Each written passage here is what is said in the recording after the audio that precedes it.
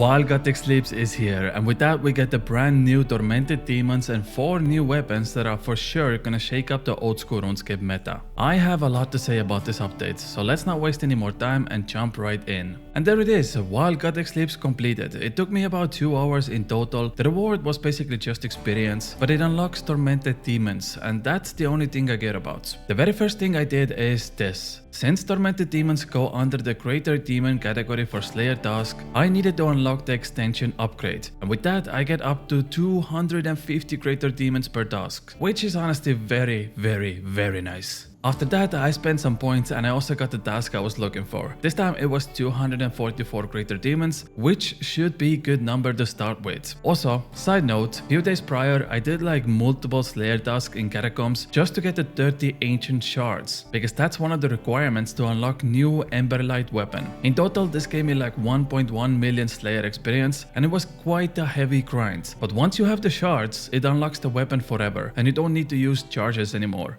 Okay, at first I'm gonna be honest with you, despite completing this quest in 2008 and actually getting rare drops, I have no idea how this fight went. It's been 16 years, but I think I learned pretty fast and soon enough I got my first KC. I was trying out different setups. I thought the Fang and Bofa setup did actually quite well. I think being on a Slayer task was like a giga benefit, 100% would recommend. In my first trip I only got 11 kills, but I already started to sniff out what the common loot table might look like, and it's honestly not very good.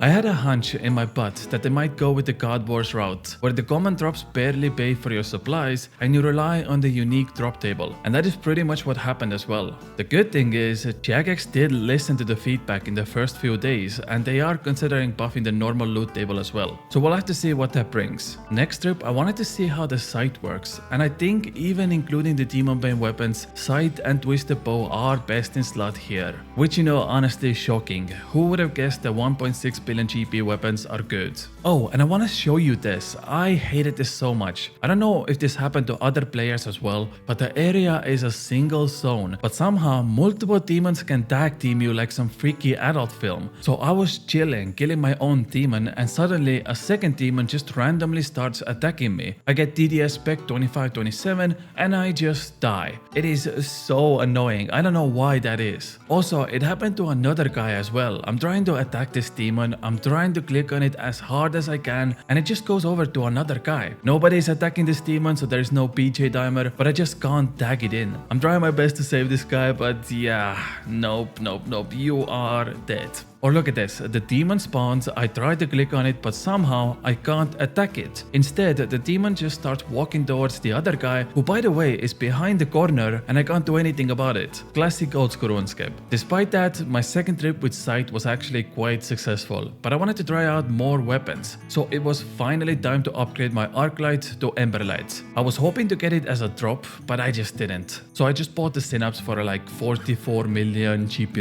I put the 30 Ancient Shards into the Arclight, took it to an anvil and made the weapon, and I must say, I think this is my favorite part of the entire update. I think in terms of DPS it loses a little bit to the sight, but that's okay, because number one, sight upkeep is freaking expensive, and considering you get almost no loot from here, it's hard to justify losing even more money. Emberlight however requires no upkeep. It was just one cost steal and now I have it forever. I think my max hit with it is around 67 if I'm on a Slayer task, which is really good by the way, and I'm gonna show you different ways to utilize this weapon later on in the video as well. And finally, it looks freaking cool. Out of all the 4 weapon designs that came with this update, this one definitely looks the coolest. And also here's loot from 100 Tormented Demons. No uniques just yet, and the ashes make up for half of the money, which I never pick up, so realistically it was 400k for 100 KC. Honestly, not very good, but we'll get to the good loot later on in this video. Not much happened in the next 100 kills as well. I saw a lot of people panic when multiple demons got on them, and it was honestly pretty funny to watch. So I got 200 KC, no uniques still, and I started to think that this might be one of those cases where Jagex messed up the drop table a little bit. But luckily for me, just 20 KC later I get my first unique drop,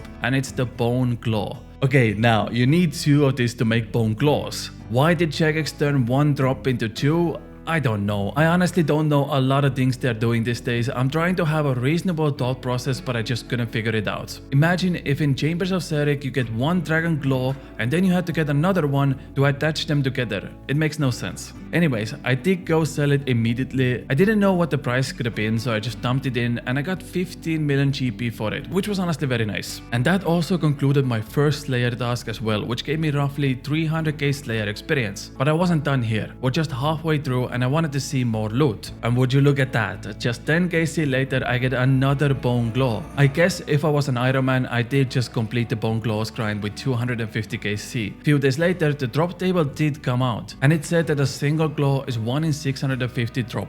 And completing the entire bone claw set is 1 in 1.3k. So me completing it at 250k C was quite lucky. I sold this one as well, and once again I get roughly around 15 million GP, which puts my total loot to 31 million GP now in about 9 hours of work. But like I said, I wasn't done with this grind yet, so I went to Turatati, which, well, I guess now is Kuramami instead, spoilers, and I got another Greater Demon task. This time it was 220. Oh, by the way, I noticed 87% of my viewers are not subscribed to me, so if you want to see more content like this, consider hitting that juicy red button. Thank you very much.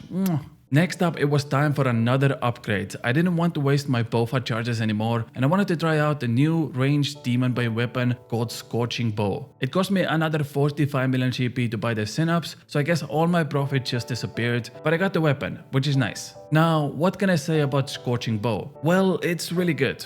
That's about it. It's better than BOFA with demons, and despite the design of the weapon looking like something from a private server, I really liked it, and I'm gonna show later on in the video as well how good it is. By the way, this is my inventory setup as well if you want to copy it. At this point, I'm pretty good at dodging all the damage, so I don't really need any food, and I just take like 14 prayer potions. This inventory gets me like 35 kills before I need to bank. Unless something like this happens. Look at this and tell me this isn't the biggest pile of camel dung you've ever seen. I know the special attack is coming and I'm clicking on the dial diagonally away from it, but it pots me directly into the special attack and I die. Like what? Yeah, I definitely didn't get very angry at this. No sir, no. But anyways, I want to show you these cool unique drops you can get that help you extend your trips. On the ground you see smoldering gland, and it's the most OP thing ever. First of all, it stays on the ground for 10 minutes compared to normal drops, and you can't pick it up, but you can crush it and it restores you like 150 prayer points over time. So the idea is that you let your prayer go to 0 points, you crush the gland, and it gives prayer back over time. It's actually a genius idea, and I have to say good job to Mod Rice who made this. It's basically 2 prayer potions worth of value, and you don't have to use it immediately. You can just wait until your prayer drops low. And the same applies to this flesh you can see on the ground as well.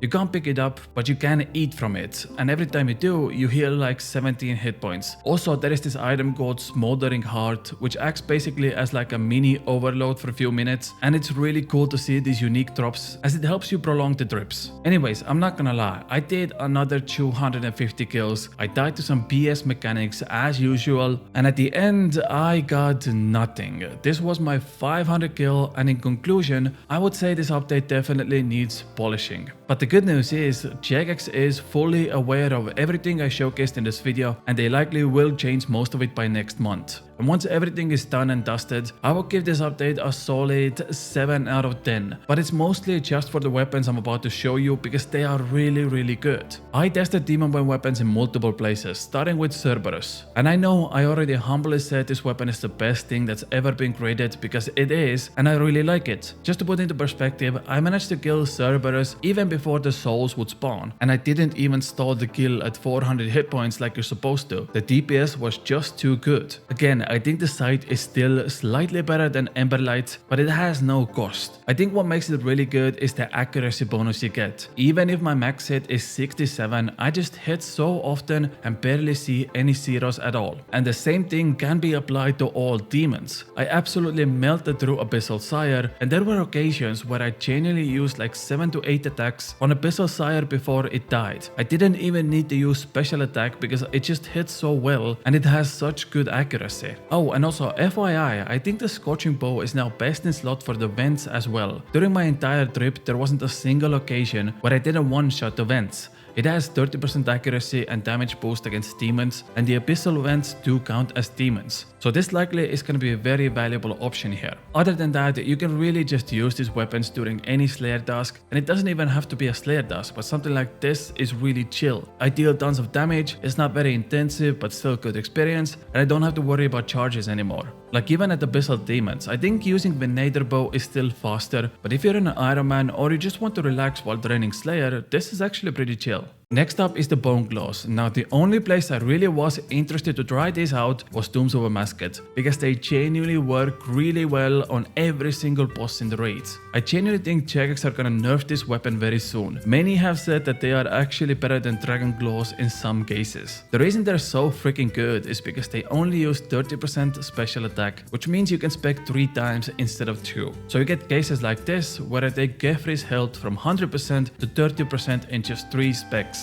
In fact, there is so much damage on the screen that it doesn't even properly show you because the game can only show 4 hit splats at the same time. And the best part is, it's a KO weapon, but it's also a DPS weapon because it applies burn effect on your target just like Eclipse Armor does. So you get cases like this where I spec Seabug 3 times and it amplifies up to 5 damage burn every few seconds. And by the end of my 3 specs, I think I dealt like 190 damage there, which is absolutely nuts. And by the way, it even works on the P2 Ward and Core, and it always does the max hit, so for me it was 68 every spec, and it also applies the burn effect, which I found really funny. And the creme de la creme was when you use liquid adrenaline inside the raid, which means that one claw spec now uses 15% special attack, which means I can spec 7 times, and despite me panicking a little bit out of excitement, the damage was absolutely bonkers. I think Jagex are gonna nerf this weapon, it's just too good right now, and you can pretty much use it anywhere you would use Dragon Claws. There is an entire list on Wiki where Dragon Claws are best in slot, which means now it's also the same for Bone Claws. In conclusion, the weapons make me happy. I didn't manage to test out the magic weapon because I just didn't have any use for it. Everywhere the purging staff is good, the other 2 Demon Bane weapons are just better. It's that simple. But that's about it. If you enjoyed this video, let me know and make sure to subscribe. I love you all very much and I'll see you all tomorrow with another video. Bye!